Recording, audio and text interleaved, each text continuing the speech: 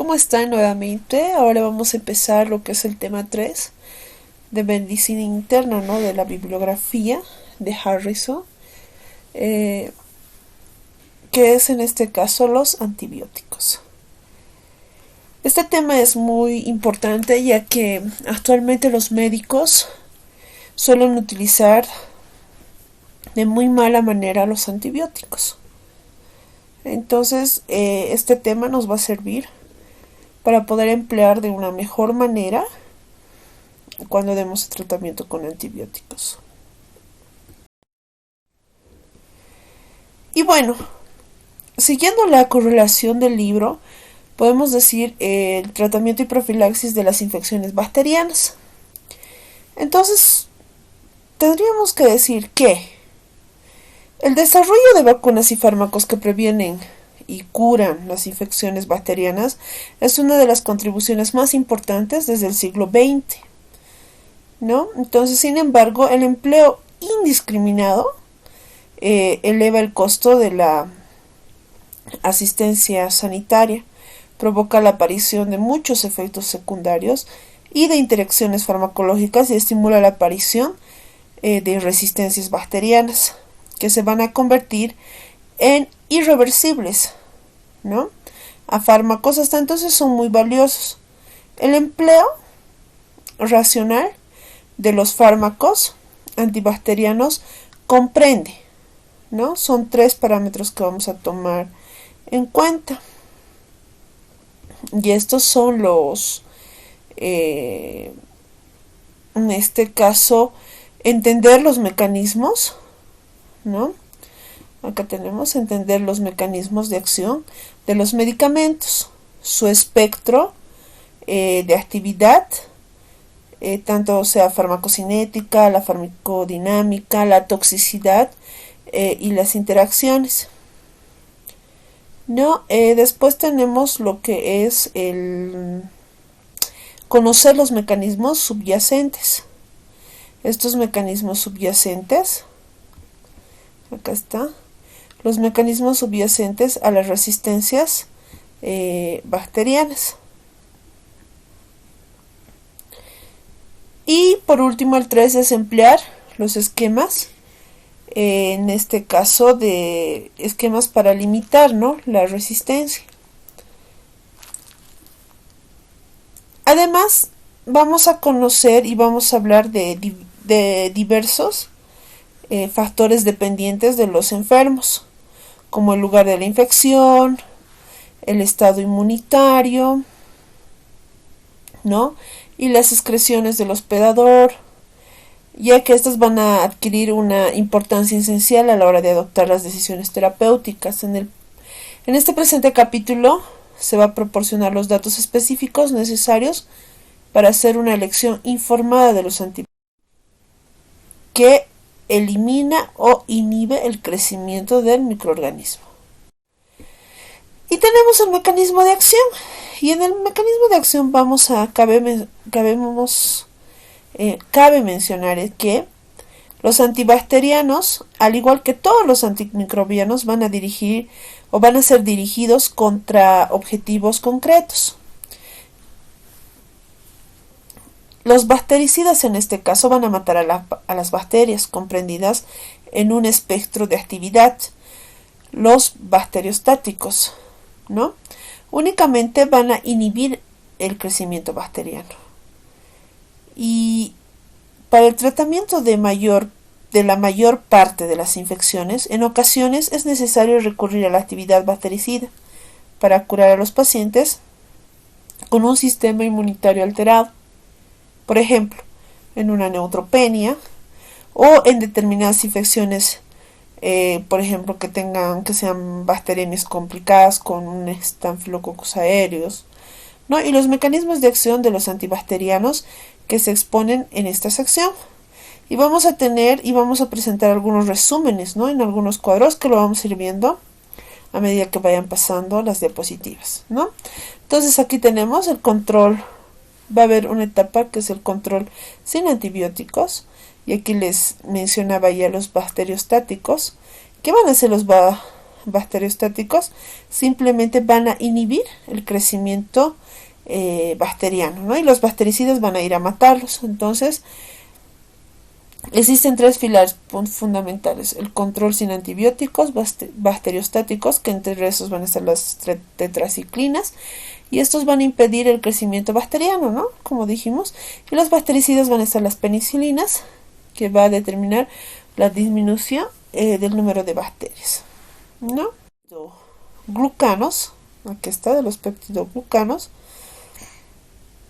van a inhibir el crecimiento de las células bacterianas y en mayor parte de los casos van a provocar su muerte.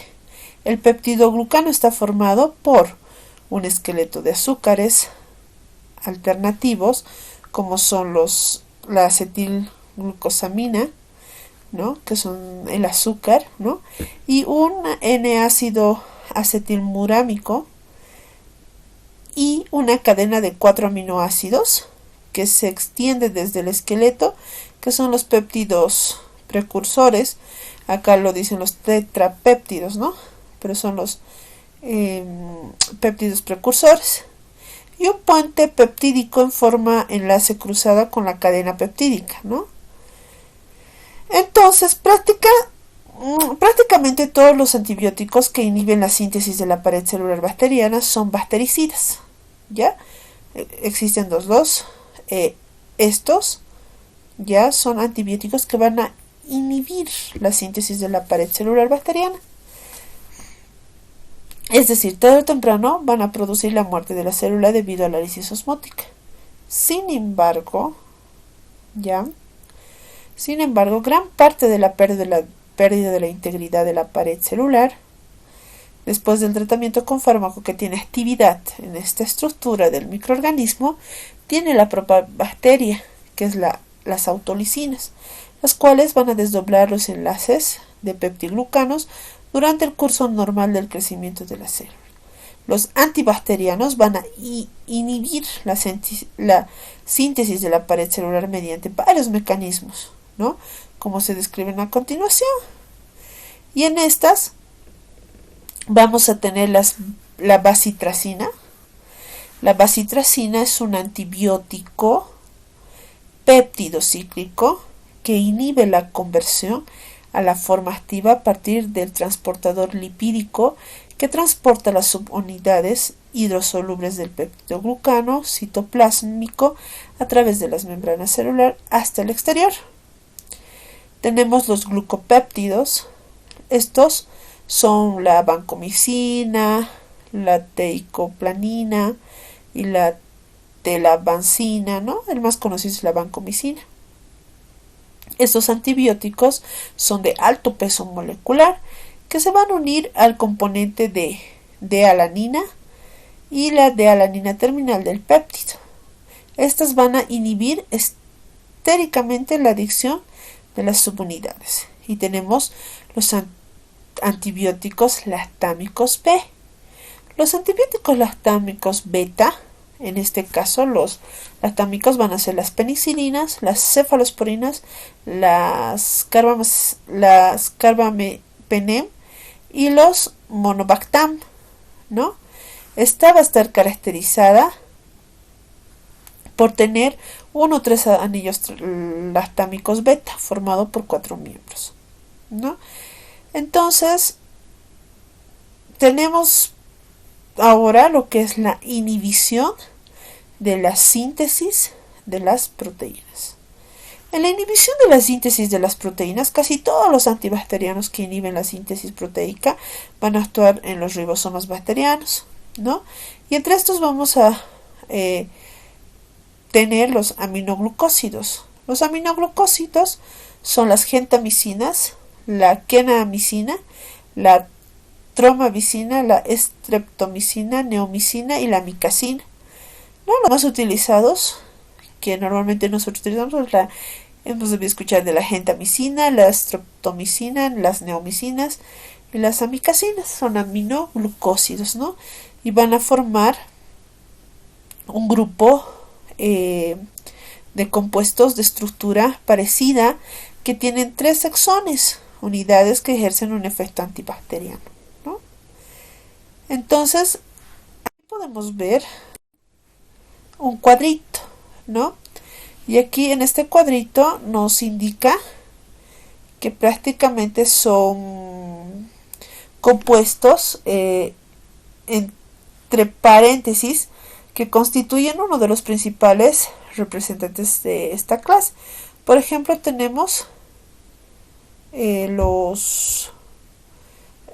Aquí explica más que todo el mecanismo de acción de los principales grupos de antibacterianos y la resistencia a los mismos.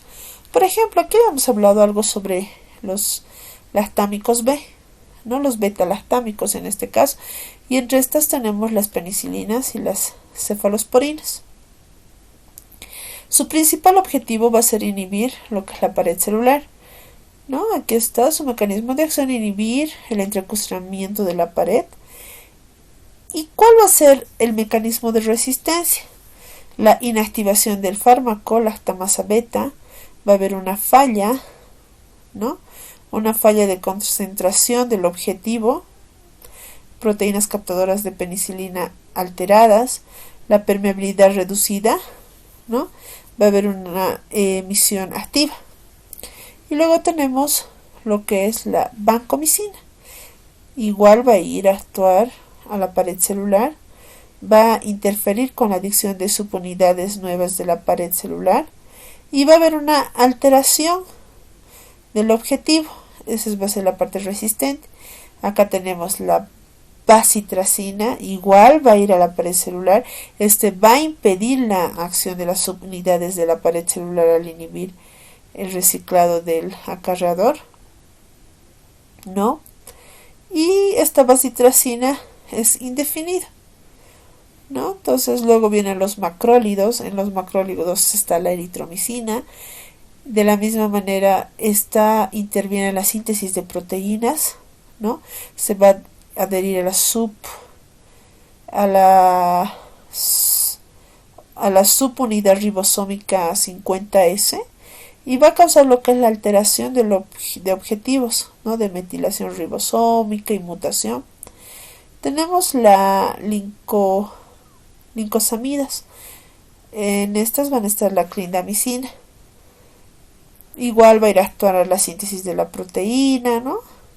Tenemos las tetraciclinas, cloranfenicol, también síntesis de proteínas, las tetraciclinas, los aminoglucósidos, y así cada uno va a ir actuando. Si ven aquí, primero son en la pared celular, otros en la síntesis de proteínas, otros van a ir a va a ser el metabolismo celular, por ejemplo las sulfonamidas y trimetoprim, ¿no? Y tenemos la rifampicina, que va a ser la síntesis de ácidos nucleicos, el metronidazol, síntesis de ácidos nucleicos, igual las quinolonas, ¿no? Entonces, de esta manera aquí tenemos un cuadrito resumido que de la misma manera en el libro está y lo pueden leer a mayor detalle, ¿no? Pasamos. Aquí tenemos ya en un dibujito el mecanismo de acción tanto de los gram negativos como los gram positivos. Dijimos que en los gram negativos podemos ver lo siguiente. Por ejemplo, aquí está determinado por números. Y entonces en los gram negativos tenemos lo que es 1. Y aquí está, gram negativos, ¿no?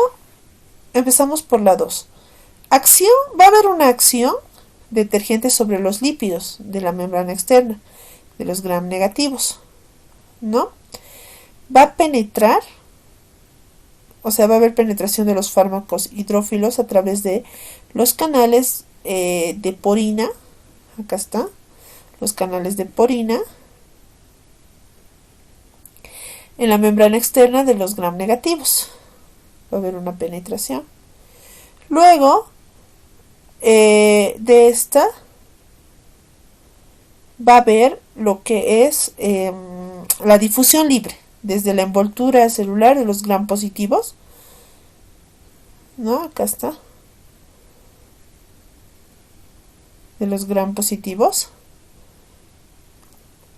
y va a haber una unión con los protoglucanos de la pared celular. Luego, en los gram negativos, va a haber una unión de la membrana celular y el fármaco queda confinado al espacio externo. Acá está, el espacio externo. Luego va a haber lo que es, acá está, va a actuar en lo mismo, ¿no? Solamente acá, directamente desde el 4 viene, ¿no? Desde la difusión libre.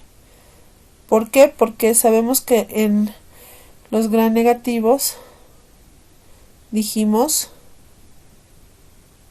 que tiene una capa más, en este caso más gruesa, y en los gram positivos tienen una capa más gruesa y en el otro tiene una capa más delgada.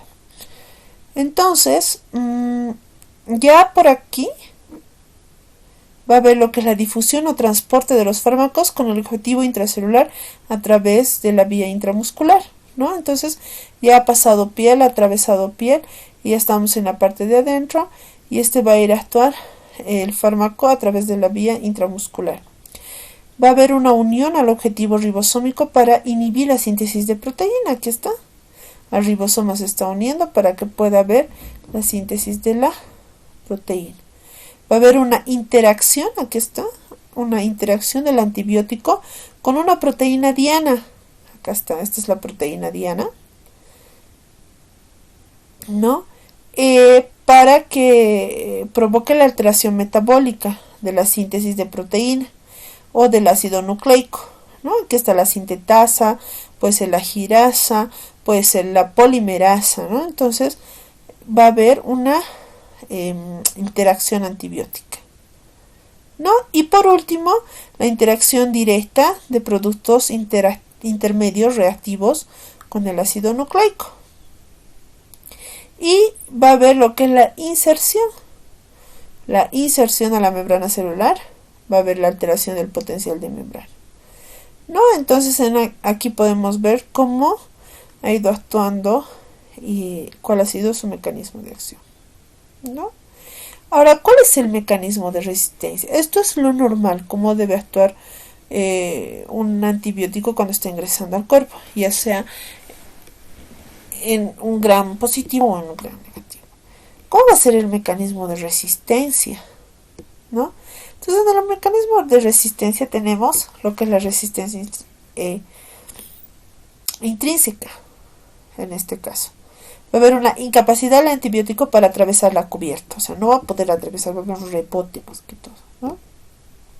Los canales mutantes de porina van a disminuir estos son los canales mutantes de porina, va a haber una disminución de la penetración del antimicrobiano, ¿no? Posterior a esto, va a haber lo que es la producción de blancos insensibles por adquisición de genes que van a intervenir en la producción de peptidoglucanos alterados, ¿no? Acá está, en los gram positivos podemos ver eso. Y va a haber una producción de blanco insensibles a los lactámicos beta, o sea, es decir, a las penicilinas, en este caso, ¿no? Por mutación del gen o adquisición de un nuevo gen. Acá tenemos eso. Va a haber una alteración, ¿no? Va a haber una resistencia a los beta-lactámicos en este caso, en ambos, tanto gram positivas como gram negativas. Va a haber una inactivación de los antibióticos lactámicos beta por lactamasa beta en el periplasma, tanto sea gram negativo o sea gram positivo. Acá está, va a haber un bloqueo. Si ven acá, esta es la cápsula, entonces hay un bloqueo. Va a haber un flujo activo de los fármacos del citoplasma o del periplasma de los gram negativos. Va a haber un flujo, acá está. Si se dan cuenta, hay un flujo acá también, hiperactivo. Y penúltimo, va a haber una interacción del fármaco por modificación química que va a provocar la disminución de la interacción con el ribosoma. Acá hemos visto que hay una buena interacción. Esto es cuando no hay resistencia, pero acá va a haber una disminución de la interacción, ¿no? Y por último va a haber una mutación con el gen diana o adquisición de un nuevo gen que va a producir una proteína diana insensible al fármaco. Va a haber una producción, ¿no?, insensible al fármaco. Entonces, de esta manera, por eso es que hay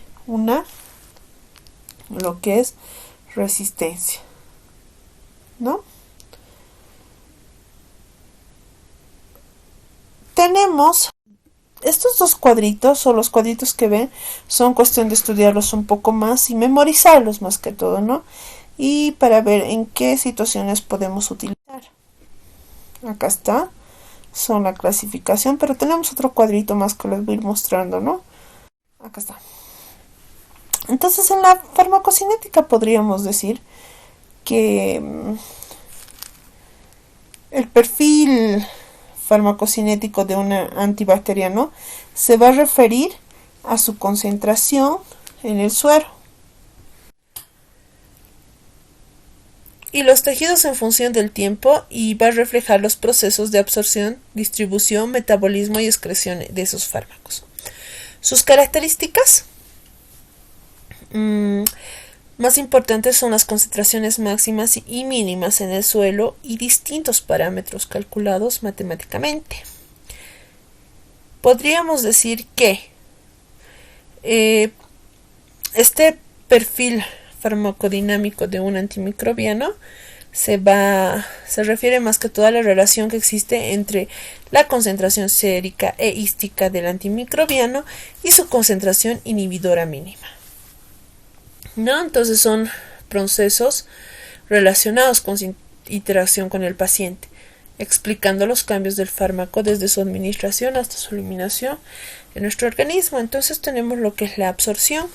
La absorción es el término de los antibióticos que se refiere a la velocidad de administración, a la magnitud de la biodisponibilidad, es decir, y volumen de distribución, ¿no?, de un fármaco, ya sea por vía oral, intramuscular o intravenosa.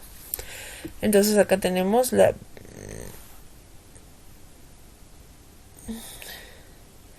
y vamos a resumir cómo es por vía oral, por vía intramuscular y endovenosa. Por vía oral, la mayoría de los pacientes con una infección recibe tratamiento con algún antimicrobiano por vía oral de manera ambulatoria. Las ventajas del tratamiento por vía oral en el lugar de parenteral comprenden su costo reducido, los efectos adversos que suelen ser menores, incluyendo las complicaciones de los catéteres, y que tienen una mayor aceptación por parte de los pacientes. El porcentaje de absorción de un antimicrobiano administrado por vía oral, es decir, su biodisponibilidad, ¿no?, varía más o menos de 10 al 20%. Entre esos están las eritromicinas y las penicilinas, hasta un casi 100%. Están las amoxicilinas, las clindamicinas, metronidazol, doxiciclina, trimetoprim, ¿no? Esas diferentes en la biodisponibilidad carecen de importancia desde el punto de vista clínico. No obstante, la eficacia terapéutica en ocasiones se altera cuando la absorción reduce por efecto de una situación fisiológica o patológica, en este caso. Por lo general, la vía oral se utiliza en pacientes con infecciones relativamente leves, en quienes no se piensa que existe alteraciones de la absorción por los problemas previos. Además, la vía oral se puede utilizar en pacientes más graves una vez que han respondido al tratamiento parenteral y pueden tomar fármacos orales, ¿no? Entonces acá menciona la biodisponibilidad va a proporcionar al antibiótico que llegue al lugar, ¿no?, de la infección. Va a depender de la vía, ¿no?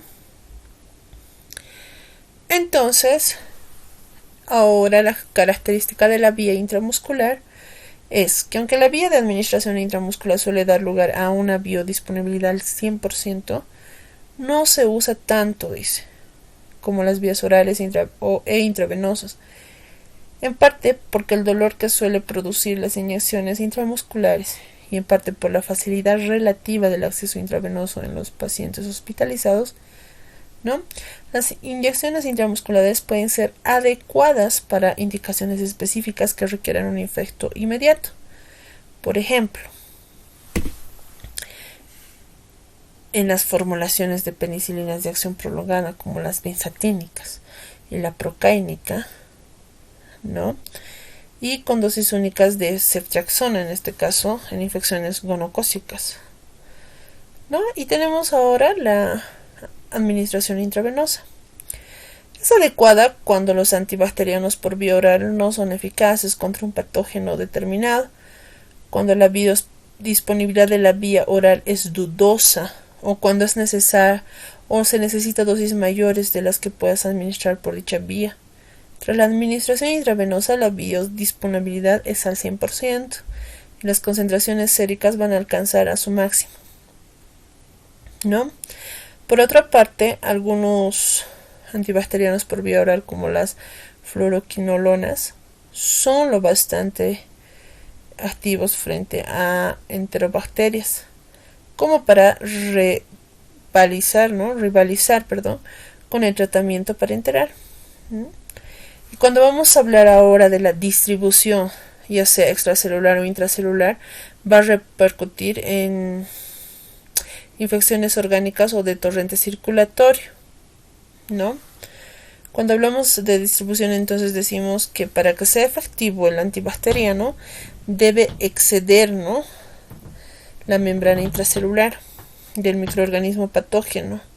Las concentraciones séricas suelen superar a las bacterias, pero como la mayor parte de las infecciones son extravasculares, el antibiótico también ha de distribuirse hasta alcanzar el lugar de la infección.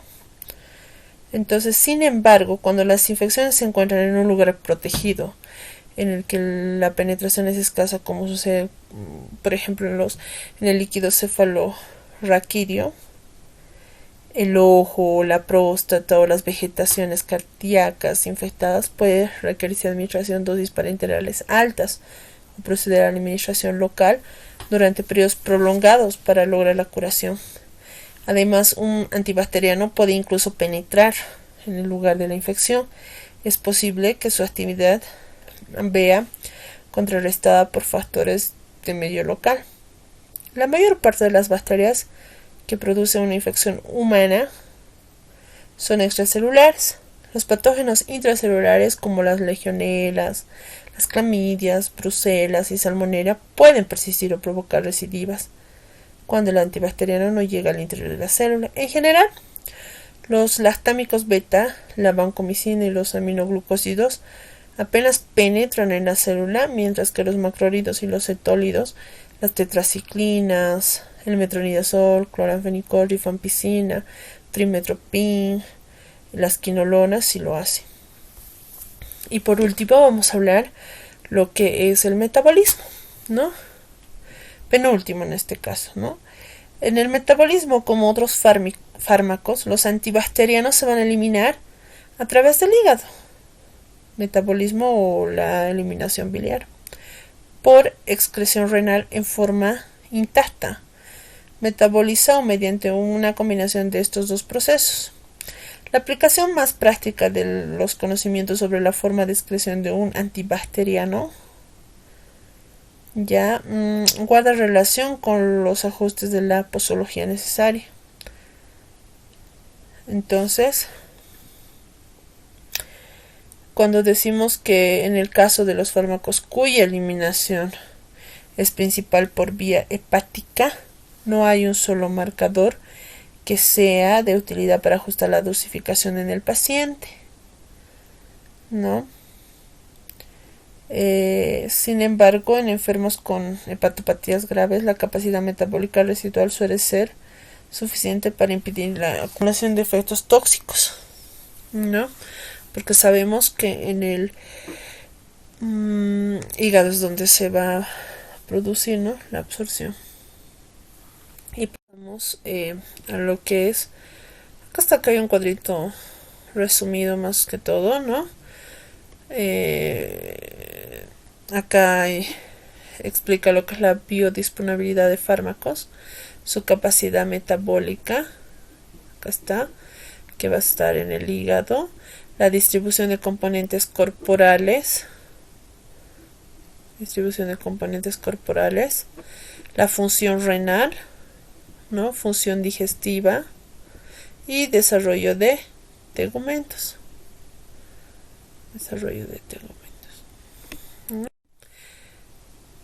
Y aquí vuelve a repetir, ¿no? Procesos relacionados con la interacción de antibióticos, ¿no? Con el microorganismo y sus efectos sobre nuestro organismo, explicando mecanismos de acción, potencia, concentración necesaria, eficacia e interacción con los receptores. Existen parámetros de eficacia de los antibióticos. Por ejemplo, antibióticos concentraciones dependientes tienen su mayor eficiencia bactericida en concentraciones de 5 a 10, ¿no? Ahora, los antibióticos de tiempos dependientes, la eficacia del bactericida va a depender del tiempo en que su concentración está por encima. Y los efectos inocuos, inóculo, en fase inicial, la infección, el tamaño del inóculo es menor y las bacterias son metabólicamente activas en fase del crecimiento. Y aquí podemos ver otro resumen que son los niveles de actuación, ¿no? Síntesis de la pared celular. Acá está, esta es la pared celular. Acá están las penicilinas, normalmente siempre utilizamos penicilinas, ¿no? Las vancomicinas. Tenemos el metabolismo del ácido fólico. Acá está el trimetoprim, que es el cotrimoxazol en este caso, ¿no? Que siempre utilizamos para las diarreas, otitis y todo eso. El DNA girasa, el ácido nadilíxico. Acá está la membrana citoplasmática, las estructuras de la membrana citoplasmática. Acá está. Va a haber síntesis de proteínas. Eso ya lo habíamos explicado incluso en el cuadrito de más adelante, ¿no? Cómo va a ir a actuar a qué niveles, ¿no? Síntesis de proteínas. Están las tetraciclinas, la síntesis de proteínas inhibidoras, eritromicina, que es bastante conocida, ¿no? Y la RNA polimerasa, que está la rifampicina, ¿no? Acá están los fármacos, pero en el cuadrito más anterior que vimos está un poco más detallado. Y aquí están los ajustes de posología de los antibacterianos en pacientes con insuficiencia renal, ¿no? Entonces, en antibióticos podríamos decir que están los aminoglucósidos y la vía principal de excreción es la renal. Ajustes de posología en insuficiencia renal, sí, ¿no? Entonces aquí tenemos que ajustar porque sabemos que hay lugares donde se excreta por vía renal. La citromicina, su excreción va a ser biliar. Entonces no hacemos lo que es ajuste en renal, ¿no? La cefasolina renal, hay que tener en cuenta, ¿no? Que si de algunos de estos fármacos su vía excreción va a ser renal, entonces sí hay que hacer ajustes posológicos, pero si no, entonces no. Ahorita la que no son por vía renal son la citromicina, son la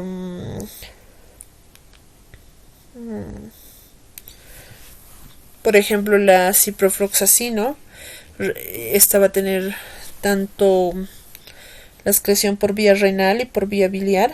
Entonces, únicamente si hay una insuficiencia renal grave, sí hay que hacer un ajuste posológico. Tenemos otro que es la eritromicina, que no afecta, ¿no? Únicamente cuando se administra por dosis altas por vía endovenosa, la eritromicina. Levofloxacino, que sí, se excreta por vía renal. Metronidazol, que no. Las penicilinas G sí, es renal. Entonces no podemos aplicar en pacientes renales. Y si se aplica, más que todo si se aplica en dosis altas por vía intravenosa, ¿no? Y hay que preguntar siempre, ¿no? La vancomicina por vía renal también, ¿no? Entonces es muy importante saber todo aquello. La concentración inhibitoria mínima. Y tenemos que ver también que existe un estado del hospedador, es decir, a la hora de planificar una quimioterapia antibacteriana, siempre se debe tener en cuenta varios aspectos relativos al hospedador. Así, su función inmunitaria antibacteriana es importante, ante todo en lo que se refiere a las funciones de opsonización, ¿no? Por ejemplo, existen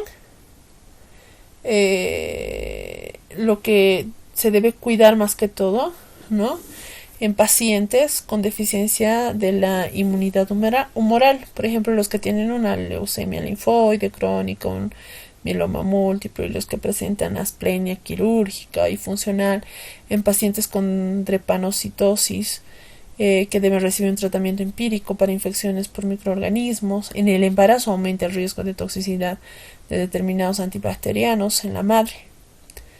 Entonces, acá podemos mencionar cuáles son los antibacterianos durante el embarazo, ¿no? Entonces, estos estudios son controlados en mujeres que no se demostró un riesgo para el feto, ¿no?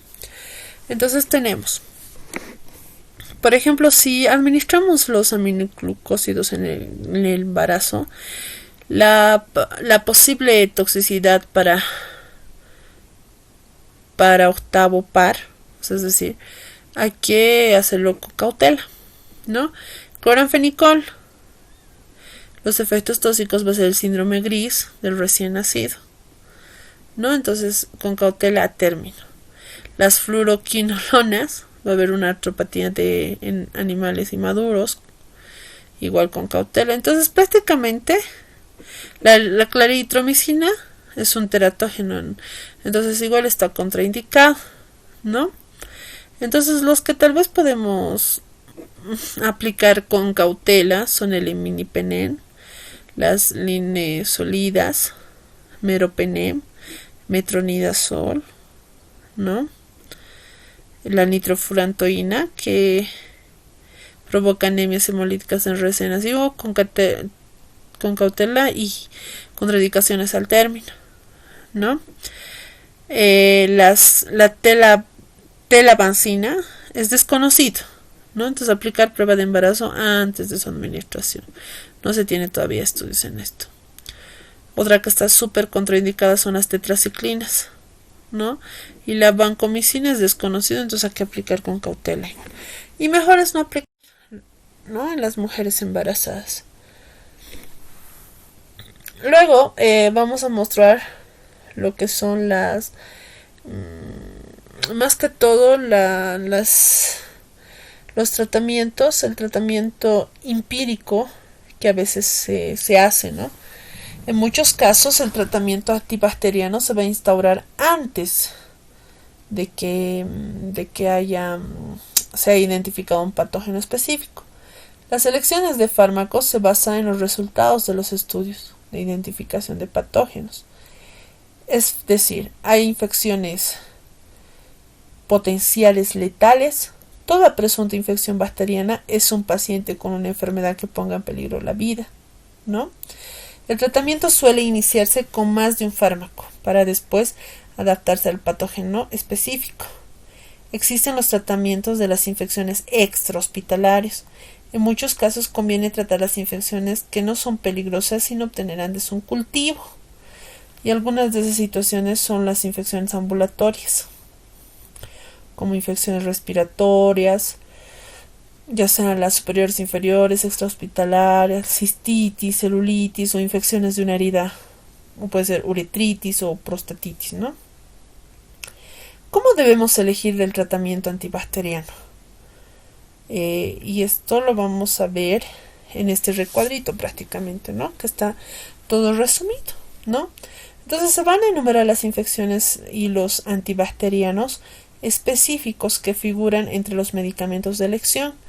No se pretende abarcar todas las situaciones posibles en las que se pueda utilizar, ¿no? Entonces el tratamiento de elección antibacteriano va a implicar cada vez más una valoración de la resistencia adquirida, Entonces, aquí prácticamente está resumiendo, ¿no? En este cuadrito,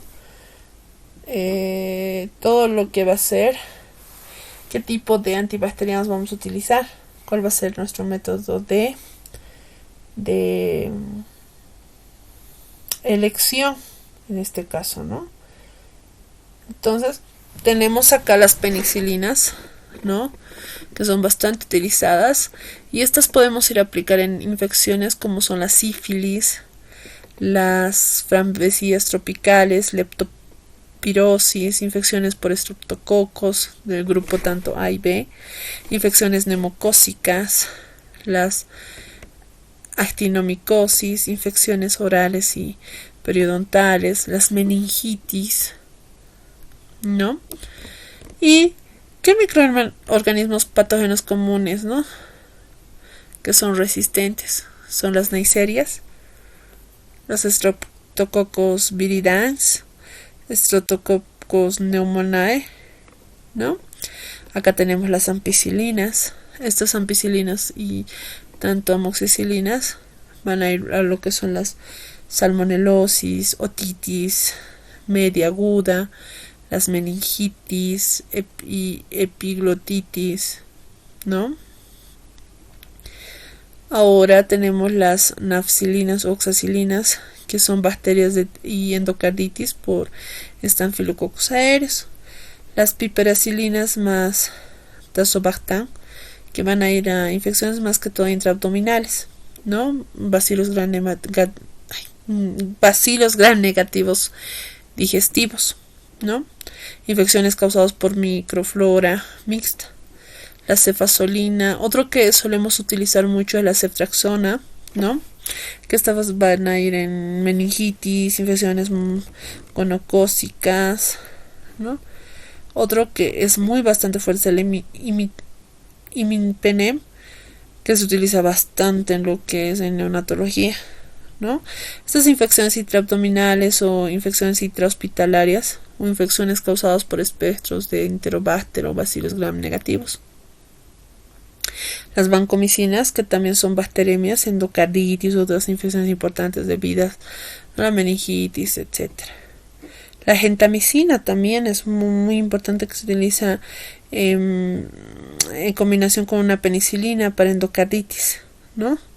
En combinación con un antibiótico lactámico beta para bacteremias por microorganismos gram negativos o las pielonefritis, en este caso infecciones urinarias, ¿no? Y las eritromicinas, eritromicina y acitromicina, que son en infecciones por legionelas, por estreptococos de los grupos alérgicos a la penicilina, ¿no? Entonces se puede rotar cuando es un alérgico a la penicilina, entonces se puede rotar una eritromicina, ¿no? Las doxasclinas, que es muy importante en las exacerbaciones bacterianas agudas, más que todo de bronquitis crónica, gránulo inguinal, brucelosis, tularemia, ¿no? Infecciones causadas por la borrelia, ¿no? Entonces este cuadrito es muy interesante. De la misma manera está en el libro, en la cual ustedes pueden estudiarlo de manera más profunda. Y ahora tenemos otro recuadrito en la cual es su continuación igual, ¿no? Acá está la trimetoprim, ¿no? Que son las cotrimoxazoles. Infecciones de la piel, los tejidos blandos. Acá está. Resistentes a la Escherichia coli. Ciprofloxacino, levofloxacino. Estos ciprofloxacinos más que todo son para las infecciones urinarias, gastroenteritis bacterianas, infecciones digestivas, extrahospitalarias, por microorganismos tanto gram negativos, ¿no? Las rifampicinas, ¿no? Que es un medicamento que se utiliza para las tuberculosis, infecciones estanfilococos por cuerpos extraños en combinación con otros antiestanfilococos, ¿no? Pneumoniae. El metronidazol también, que es muy utilizado, que son bacterias de tipo anaerobios estrictos gram positivos, que, por ejemplo, puede ser un absceso en pulmones, en cerebro, en abdomen, vaginosis bacteriana, enfermedades por Clostridium, ¿no? Otro de acá utilizado podemos ver la mupirocina. Es una aplicación tópica en las fosas nasales para erradicar el estado de portador de Staphylococcus aureus. Y acá tenemos otro cuadrito en la cual nos dice las reacciones adversas, ¿no? Nos menciona más que todo las reacciones adversas de los antibacterianos.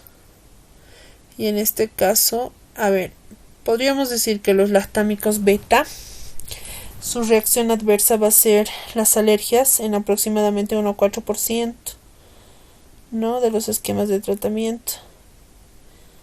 Las cefalosporinas de segunda y cuarta, las cefalosporinas producen alergia en un 2 a 4%. Otro, cabe mencionar, son la vancomicina. Esta vancomicina va a haber una reacción anafilactoide, lo que es el síndrome del hombre rojo, y se va a administrar como una infusión de 1 a 2 horas, ¿no? Otro tenemos las de la bacina y los aminoglucósidos. Entonces en cada uno va a ir nombrando lo que es las reacciones adversas que pueden tener, ¿no?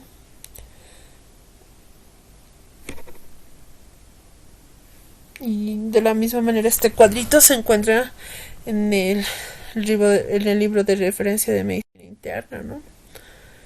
Entonces, ahora las interacciones de los antimicrobianos con otros fármacos es necesario saber, porque a veces se trata dos diagnósticos y para saber si podemos interactuar o no, ¿no? O con qué medicamentos se puede interactuar. Por ejemplo, la eritromicina, interacción con teofilina, sí va a causar toxicidad de la teofilina, ¿no? Entonces, interacción con carbamazepina, digoxina, toxicidad, acá está, con el valproato, ¿no? Acá están las tetraciclinas, el metronidazol con etanol, warfarinas, puede causar hemorragia, la rifampicina con warfarina, con anovulatorios orales, por ejemplo, consecuencias va a haber un embarazo, ¿no? Entonces es muy bueno que ustedes lo puedan estudiar y memorizar, más que todo memorizar, ¿no? Para saber y poder tratar y no juntar o interactuar dos medicamentos, un antibiótico más otro, ¿no?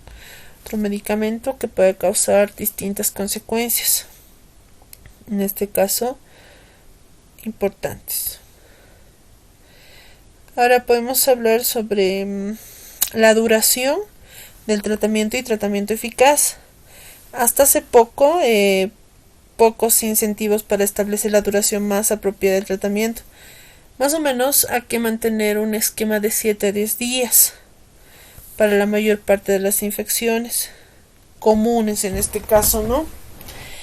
Y en una serie de estudios recientes se han evaluado duración de tratamiento más breves que los que se utilizaba antes. Pero más o menos hay que manejar un esquema de 7 a 10 días, ¿no? Entonces pasamos al otro recuadrito, que son las profilaxis de las infecciones bacterianas en adultos, ¿no? Existen de tipos no quirúrgicas y de tipos quirúrgicas. Entre las no quirúrgicas tenemos las lesiones cardíacas, las infecciones recurrentes, contacto con un paciente con meningitis, heridas por mordeduras, las cistitis recurrentes. Por ejemplo, en lesiones cardíacas con predisposición a endocarditis bacteriana, un antibacteriano puede ser la amoxicilina, ¿no? Y el momento de aplicación o duración de la profilaxis antes y después de los procedimientos que causan bacteremia. Otro tenemos las infecciones recurrentes por Staphylococcus aureus. En este caso el antibacteriano va a ser la mupirocina y tiene unos 5 días intranasal.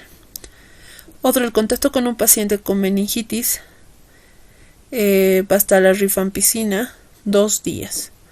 Heridas por mordeduras, podemos usar el amoxicilina, el ácido clavulánico, que son alternativas a la amoxicilina o doxiciclina o moxifloxacina. Más o menos el momento de aplicación o duración de la profilaxis de 3 a 5 días. Cistitis recurrente, ¿no? El trimetoprim o una fluoroquina, ¿no? 3 por semana hasta un año después del coito. Ahora, entre las quirúrgicas, cuando hacemos las limpias, ya sea de cirugías cardíacas, vasculares, neurológicas u ortopédicas, vamos a utilizar la cefazolina, que es la vancomicina, ¿no? Antes y durante el procedimiento. Cuando se limpiar es, por ejemplo, áreas o heridas contaminadas, como por ejemplo de cirugía de cabeza, cuello, gastroduodenal, biliar, de alto riesgo, cesáreos de alto riesgo. Igual vamos a utilizar las cefazolinas, ¿ya? O las clindamicinas para la cabeza y cuello, antes y durante y después del procedimiento, ¿no? Y así sucesivamente, ¿no? ¿Qué medicamentos tenemos que utilizar para infecciones bacterianas en adultos? Y el esquema más o menos que tenemos que utilizar. Ahora, ¿cuánto es la duración del tratamiento de las infecciones bacterianas? Acá tenemos dosis única. Ya cuando es una dosis única, se aplica en lo que es en las uretritis gonocócicas, en las faringitis streptocócicas con penicilinas. Esa es una dosis única. Sífilis primaria y secundaria, ¿no? Ahora, las que duran 3 días son la cistitis en mujeres jóvenes, diarreas extrahospitalarias o adquiridas en un viaje, ¿no? De 3 a 10 días son las neumonías extrahospitalarias, las meningitis extrahospitalarias, las diarreas por antibióticos, ¿no? Las enteritis, las yardiasis, celulitis, epididimitis. Cuando se tiene que realizar 2 semanas son las úlceras pépticas por Helicobacter pylori, endocarditis por Streptococcus viridis, ¿no? Las de 3 semanas, enfermedades de Lyme, artritis sépticas no gonocócicas. 4 semanas, las prostatitis agudas y crónicas, endocarditis infecciosas. Y mayor a 4 semanas, osteomielitis agudas, crónicas, endocarditis, ¿no? Colitis. Entonces son los que se deben utilizar el tratamiento duración en las infecciones bacterianas. ¿Qué tenemos que hacer ante la actitud o qué actitud tomar ante una alergia a beta-lactámicos? En este caso, cuando ponemos una penicilina sin previa prueba de sensibilidad, ¿no? Entonces, si se sospecha de una alergia a la penicilina, la reacción inmediata va a ser por la inmunoglobulina G, ¿no? Sospechar sí. Si la reacción inmediata o acelerada de minutos a horas no se produce tras la primera exposición al fármaco, tipo de reacción puede ser urticaria, prurito, angioedema, broncoespasmo, ¿no? Estos son los más fuertes: broncoespasmo, anafilaxis, hipotensión y arritmia. Si hay todos estos síntomas, vamos a hacer lo que es el test cutáneo. Si el test cutáneo sale negativo, se puede administrar penicilina. Pero si el test cutáneo sale positivo, y el tratamiento con penicilina u otro beta-lactámico imprescindible, no. Evita la penicilina, cefalosporina y carbapenémicos, ¿no? Y si sí, entonces hay que desensibilizar. Ahora, si no en estos, la reacción no es grave, no hay erupción maculopapular, ¿no?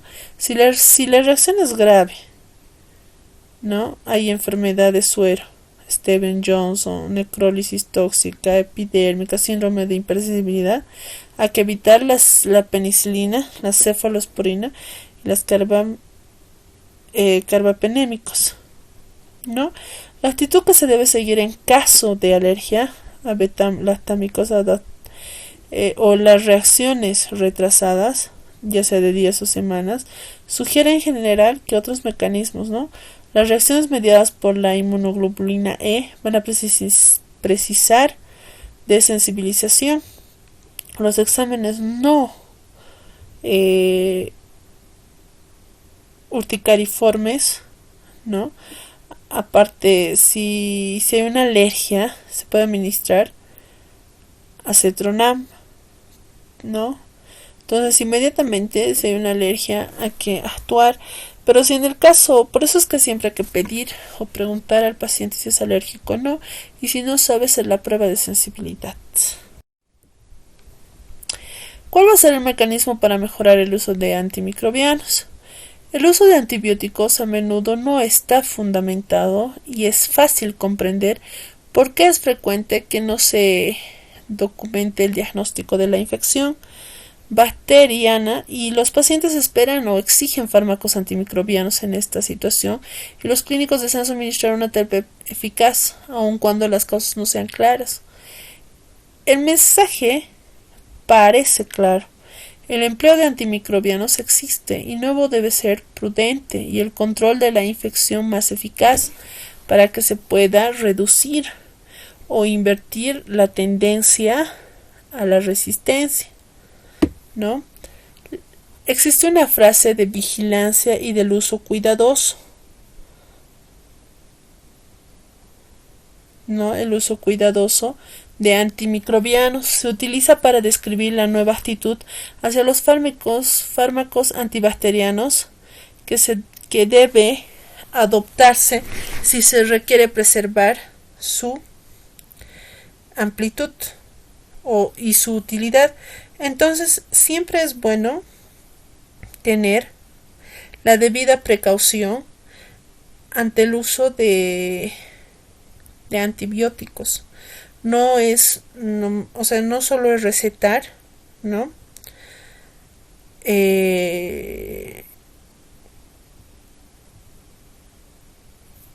No solo es recetar, así por así. Por ejemplo, en muchos hospitales se indica el uso de antibióticos. Tanto la amoxicilina es muy utilizado, ¿no? Entonces, el uso responsable de estos medicamentos es muy importante, ¿no? En el tema de la prevención. Entonces, existe lo que es un centro de información toxicológica de la Universidad Católica que nos dicen que las principales causas que evitan las intoxicaciones es el uso cuidadoso de antimicrobianos, ¿no? Y eso es lo más importante, más que todo con el manejo de estos antimicrobianos. No es bueno recetar y recetar, ¿no? Espero les haya gustado el tema. Para poder captar más es muy bueno que vayan al libro y más que todo memoricen estos cuadros que son muy importantes para el uso de antibióticos y cuáles debemos utilizar y por cuánto tiempo debemos utilizar y la interacción que hace con otros fármacos, ¿no? No solo es recetar un fármaco y otro fármaco, tenemos que saber si hay una buena interacción porque puede causar efectos adversos muy graves, ¿no? Entonces espero que les haya gustado el tema. Les he dejado un videíto ahí en el muro, en la cual pueden ustedes ver con más interacción el mecanismo de acción de estos del mecanismo de acción de los antimicrobianos, ¿no? Entonces Véanlo para que puedan entender bien, repasen bien estos cuadros, memorícenlo para poder utilizarlos y hagan un uso correcto de estos antimicrobianos. Muchísimas gracias, los veo en el próximo tema, que es artritis reumatoidea.